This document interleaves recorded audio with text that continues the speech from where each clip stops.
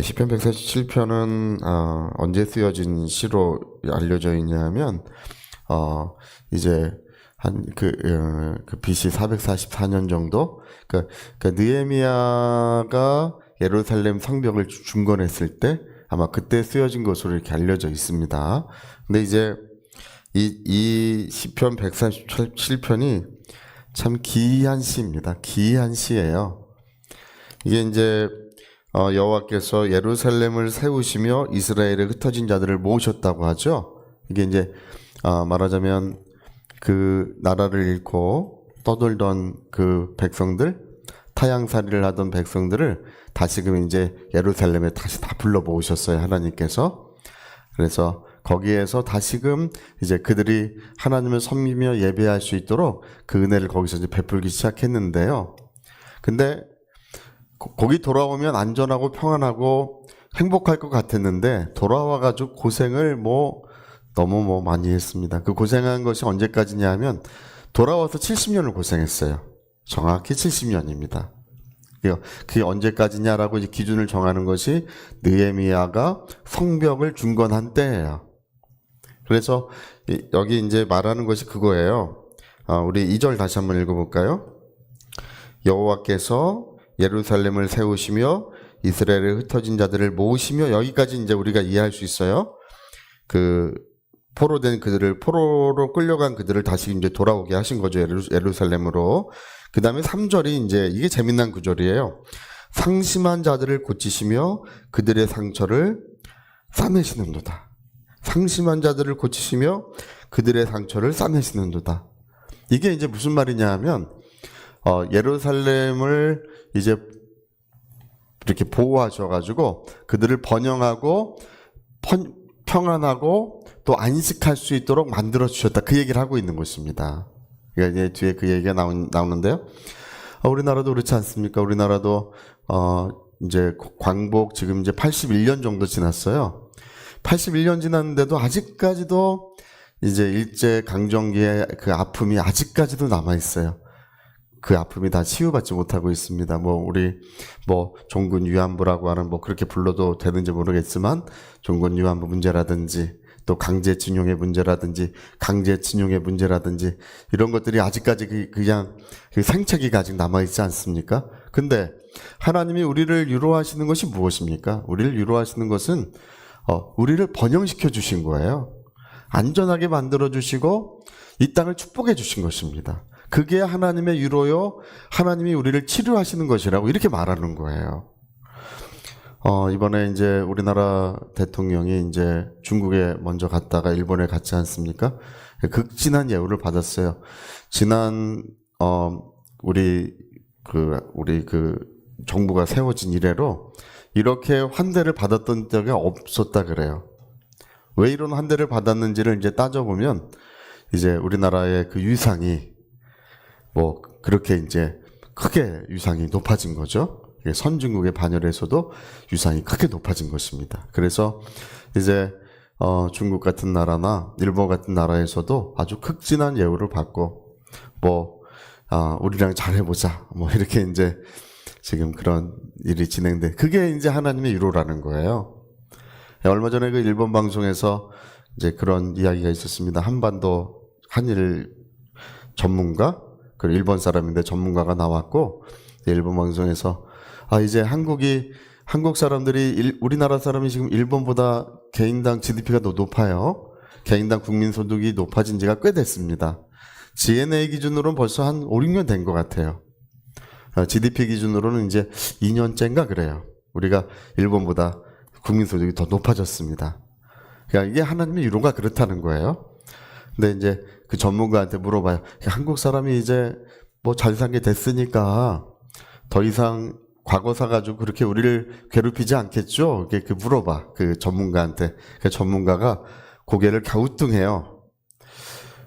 그게 문제가 아닙니다. 이제 한국은 이제 방산산업이라든지 반도체라든지 문화산업이 다 발전했기 때문에 더 이상 한국의 젊은이들은 일본에 관심이 없습니다. 그렇게 얘기를 해요. 문제는 뭐냐면 일본에 관심이 없을까봐 그게 걱정입니다. 이렇게 얘기를 해요. 그러니까 거기 있는 일본 방송국 사람들이나 일본 그 방송을 봤던 일본인들이 깜짝 놀랐어요. 그 방송을 보고. 아, 이게 국가의 위상이라는 게 이렇게 달라졌구나. 예, 그런 거를 이제 그런 말을 통해 실감하게 되는 거예요. 이제 얼마 전에도 이제 미국에서 우리나라 반도체 100% 관세를 매기겠다. 이제 미국에 공장을 짓지 않으면. 근데 그게 별 의미가 없어요. 왜냐하면 우리나라가 지금 반도체를 만들고 있는데 지금 미국의 큰 회사들이 와가지고 제발 반도체 좀 우리를 먼저 좀 공급해달라고 지금 사정하고 있는 형편입니다. 어떤 회사는 이제 미국의 빅테크 회사 중에 어떤 회사는 우리나라 반도체 1년 계약을 맺게 해달라고 했는데 지금 우리나라 반도체 회사가 어떤 회사랑도 1년 계약을 맺지 않습니다. 공급을 약속해 주질 않아요. 반도체가 워낙 그 공급이 많고 이제 수요가 많고 공급이 지금 적기 때문에 그래가지고 3개월 많으면 6개월 이상 계약을 맺지 않습니다. 반도체가 지금 품귀 현상이에요. 근데 미국 사람들이 100% 관세를 매긴다니까 우리나라 메모리 반도체가 미국에 수출되는 게 전체 생산의 10%밖에 되지 않습니다. 근데 그거 100% 관세 매기면 그 자기네 나라 기업들이 다 그 무는 거예요. 그냥 우리는 아무 손해가 없어요. 그러니까 지금 그거 가지고 우리 회사들을 협박할 수 있는가? 그게 불가능한 거예요. 그게 안 되는 것입니다. 이 반도체라고 하는 것은요, 반도체 공장을 새로 지어가지고 그걸 생산하는데 10년에서 20년 걸립니다. 새로 하려면. 근데 10년, 20년 동안 기술이 계속 발전하기 때문에 그게 불가능한 것입니다. 예, 애당초 불가능해요.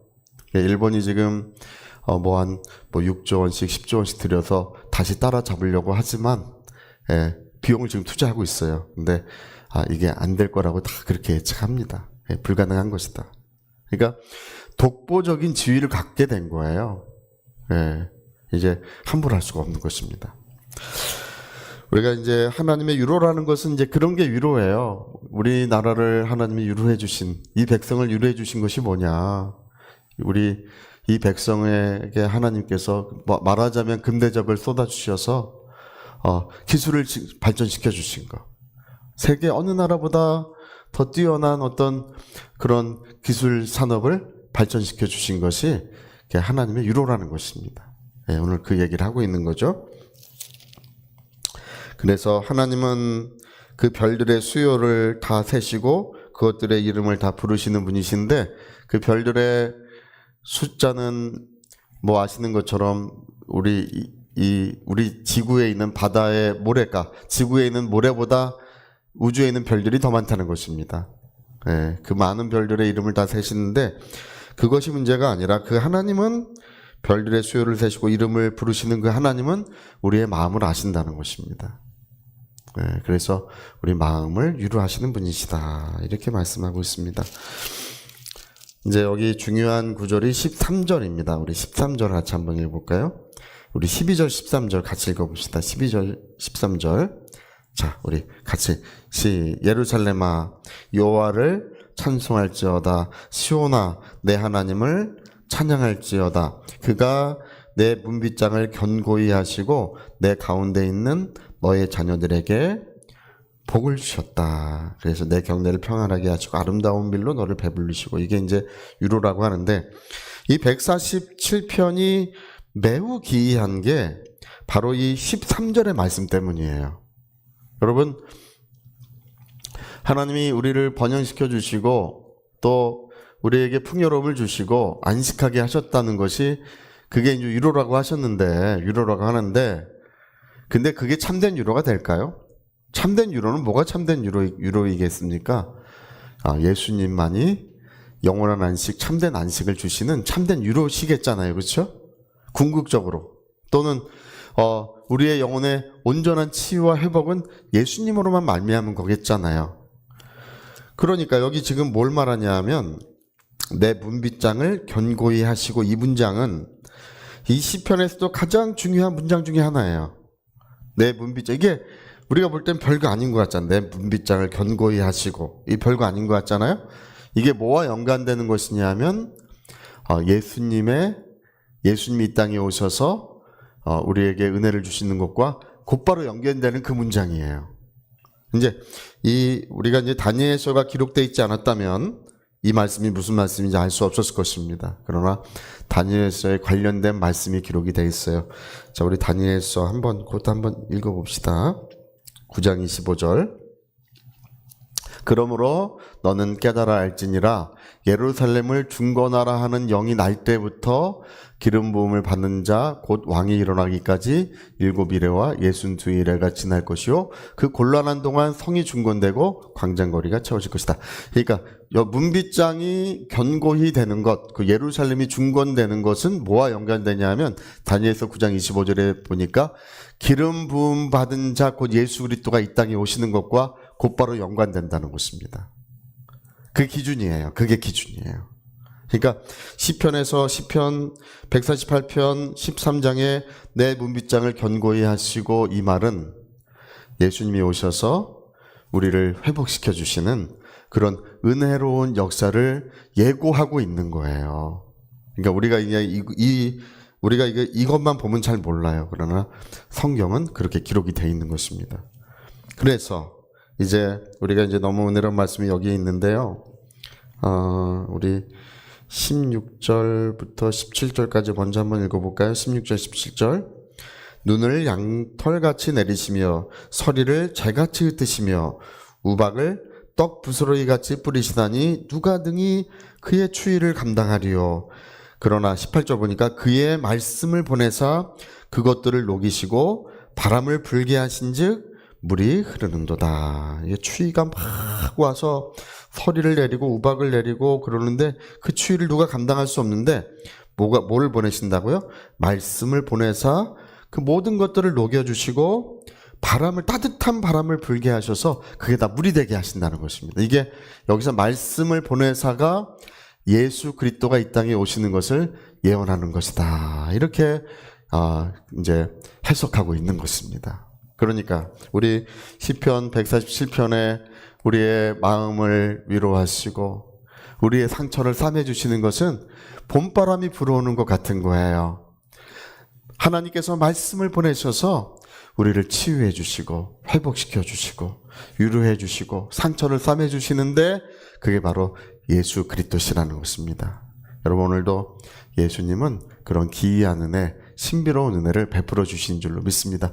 그 전에 제가 그 간증 여러 번 하지만 제가 아는 자매님 한 분이 중국 자매님이었는데 자기 외삼촌은 사형 선고를 받았고 자기 동생은 이제 무기징역 선고를 받았어요. 그 강도질하다가 경찰을 총을 쏴가지고 저 선교사님 저한테 와가지고 선교사님 예수 믿은 지 지금 그때 뭐 2개월인가 3개월밖에 안 된 자매가 와가지고 기도하면 우리 될 수 있나요? 뭐 이렇게 물어봤었어요. 잡혔을 때 형을 받기 전에 물어봤을 때 제가 안 된다고 차마 말할 수가 없어서 기도하면 됩니다. 같이 기도합시다. 잡혔다는데 아직 그때 형을 받기 전이에요. 잡혔다는데 너무 이 자매가 마음이 무거워가지고 와서 물어봤는데 그로부터 한 6개월인지 7개월인지 어떤 지났을 때 보니까 예배 때 와서 가만 보니까 눈물을 닭똥같이 막 흘리고 얼굴이 너무 어두워. 예배하는 내내 울어요.